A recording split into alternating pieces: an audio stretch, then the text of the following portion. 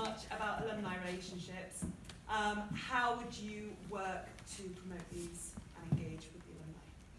So, as far as I'm aware, the role of president requires 10 hours in the alumni office every week, in which we are given direction from college staff as to how to interact with alumni.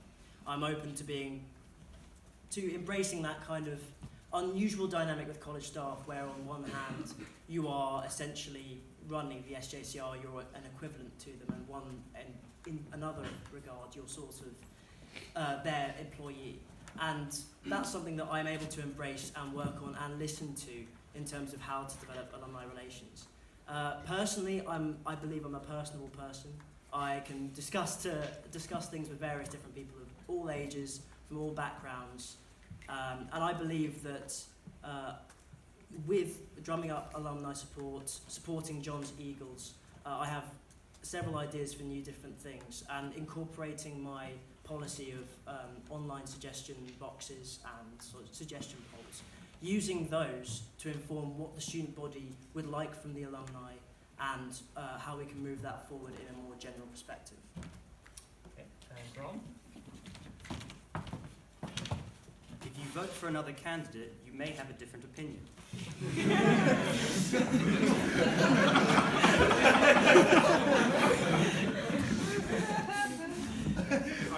Yes, Cara. Can you explain what the role of the trustee board is and the powers that it has, and if you would seek to change the powers of the board? Ron? We have Ron first. I mean, I don't think it makes sense for Ron to go off before, does You it? don't know what I'm going to say. Well, because they alternate every time.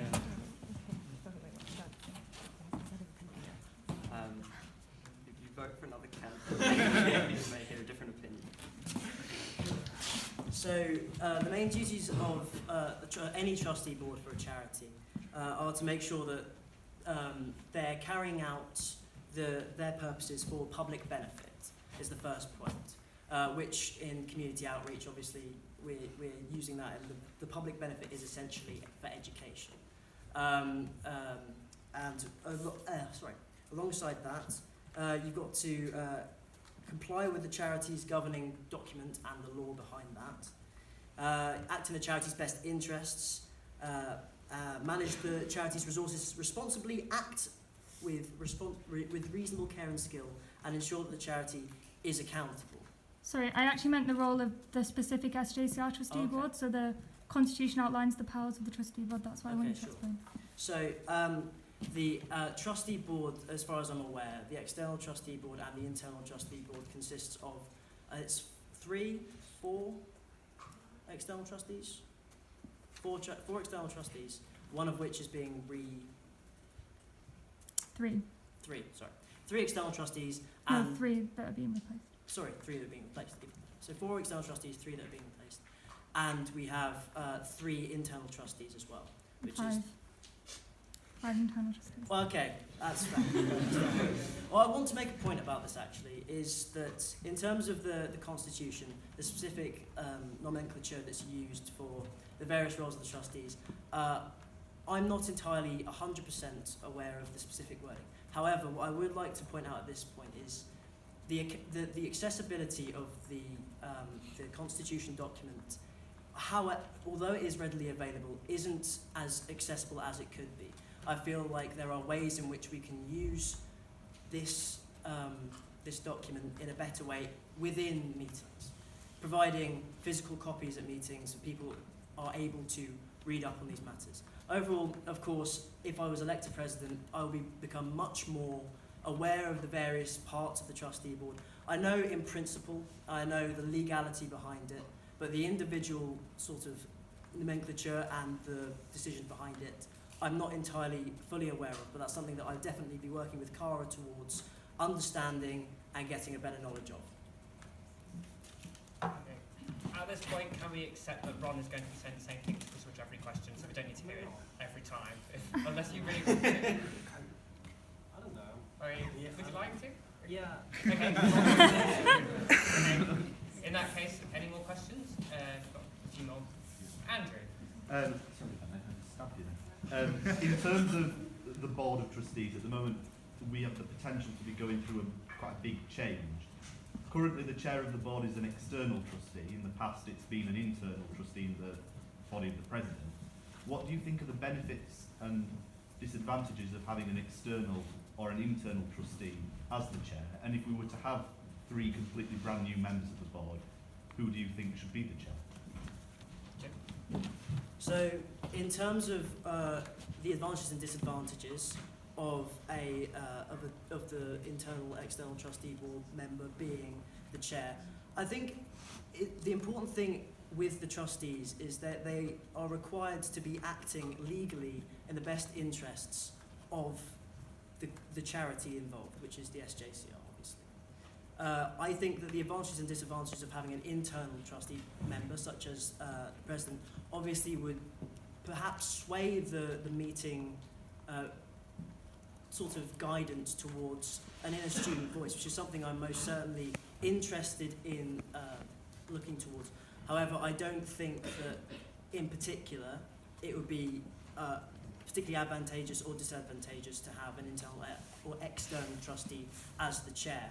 In terms of deciding who would be the best as in the role of chair, that would entirely depend on the candidates the new trustee members that we're having, and will be decided on basis of merit, and I'm sure there will be various processes involved, but personally it's entirely dependent, so it's pretty difficult to say at this particular moment. Would you like to say anything? You asked a question about advantages and disadvantages, which is inherently difficult to answer if you have to be objective. That's all I have. Any more questions? Sorry, I don't know your name. Right, Yeah. Danny. Okay, Okay. Danny. So just to clarify, I am a registered tutor, and I'm not a student, but I am a HLM of the JCR, so I'm allowed to ask questions. But I won't be voting. So as you know, the JCR Constitution, along a similar theme, is a hugely important document, and it will govern all the work that you would do as president and the decisions that you would make. It's really important that the president has an interest in it and ends up with a detailed knowledge of what it is like and what's in there. So can I ask you, what is your favourite clause in the Constitution? And why? And why? Do you want to add anything or not? Maybe open nominations bit.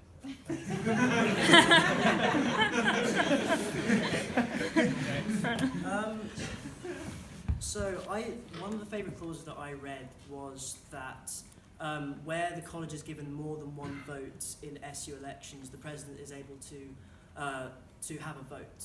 And in that case, I personally would use that as an opportunity to represent the student body and the student voice as best I can. Hopefully that I would have gained a good insight from the regular online suggestion polls and the online suggestion box. Okay. Yes, so don't you want to sorry. Could the candidates clarify what they would do to improve community outreach and if they've spoken to anyone about it and if that's feasible? Okay. Okay. Sorry, what's your name? Michael. Davis. So, having spoken to Cara about the current state of community outreach, we had 2 projects previously. One of them fell through due to a changeover in leadership at the North Durham Academy, which was a shame. Particularly, I think it's particularly important that we entrench and solidify the roles that we have already with our Arts and Craft primary school project.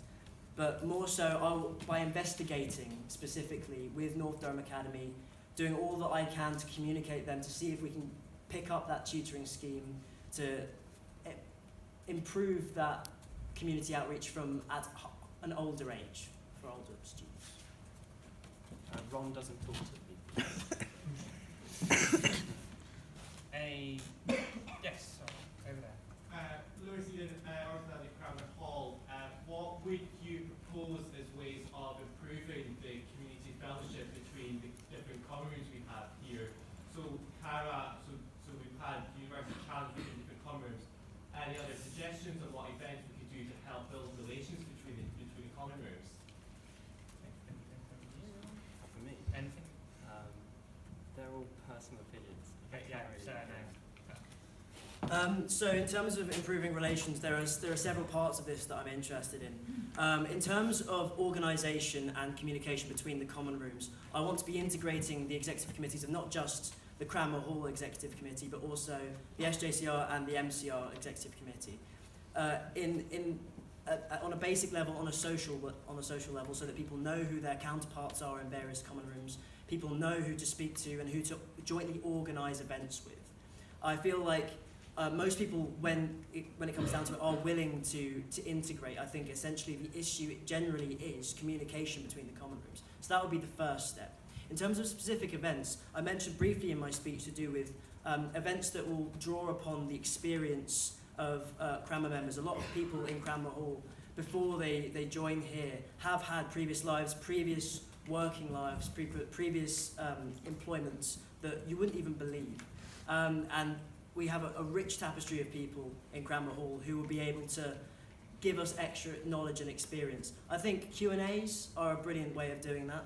Why people decided to end up in Cranmer Hall, what their paths were, and even give hints and tips in terms of careers for the various places that they've been before. Sort of a general taster of things to come, in a similar fashion to the MCR careers and postgraduate choices I made yesterday. So yeah, that would sort of be my general sort of development of that. We've got time for a couple more questions. Connor? My question is specific to the running of Freshers Week. So this year we had and in previous years we've had the exec playing almost the same role as Freps during Freshers Week. I'd like to know what the candidates would like to change, if anything, about that mechanism.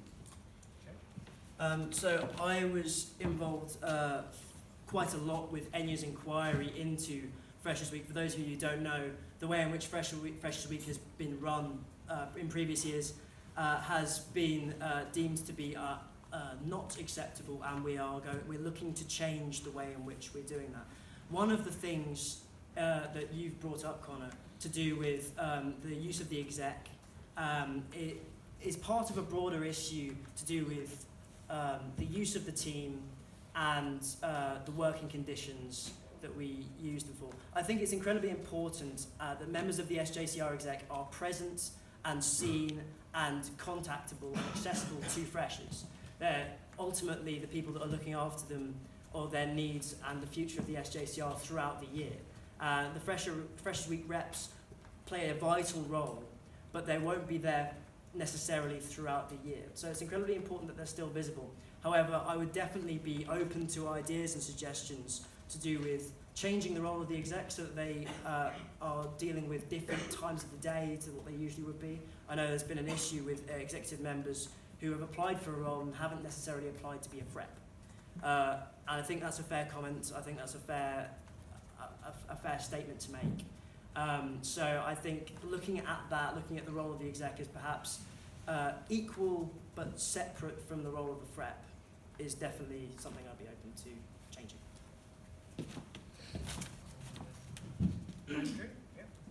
It's a question of clarification for Joe, please. Yeah. So in your postings and in your manifesto, you said that the SJCR decided to turn the library into a social space. I don't think the SJCR has the power to decide what happens with it. And at the December meeting of College Council during a student consultation session, it was made quite clear that a social space was out of the question and council wouldn't consider it. So how do you think you would still promote that to College Council? Yes, a point of clarification. Okay, sure. So by decision, of course, I didn't mean actually being able to enact it. By decision, I meant collectively we all chose, poor wording on my part perhaps, chose to turn it into a social space. The fact that College Council have decided to go against that is, of course, that's out of our control. However, what I will be doing is making sure that they know when certain things are called upon from the SJCR, such as our opinions, that they are at least respected and heard. That's not to say that they haven't been, but I'll make sure, using that as an example, that I am incredibly passionate about having our voices heard, accepted and listened to in equal measure to the needs of college staff and the rest of College Council. It's more of a principal point as opposed to an actual sort of enactment, as it were. Sorry for the confusion. So we have probably one more question if you want it. Yeah, Michael? Could the candidates clarify whether they've actually spoken to the community outreach officer about community outreach? Ron? I can answer that. I'm Ron. Yeah. But Ron hasn't. Ron is a concept. As a concept, can I have a name? I don't know whether we should get into the message. I'm afraid to talk on Prasanth's behalf. Yeah, you shouldn't. So. Okay. What is meeting? So I haven't actually thus far spoken to the Community Outreach Fundraising Officer. I'm aware of the work that Poppy and James are doing for community outreach, and most certainly in the future, especially if I am elected to be the president, I will most certainly look towards developing a relationship and finding out opinions and decisions that have been made regarding community outreach.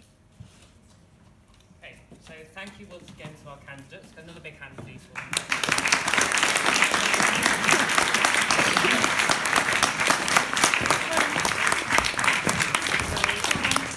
Just before we all run off, I've got to do a few announcements. So this is the first sort of major election, so I thought I'd give a little bit about election publicity. Basically, election publicity is anything that the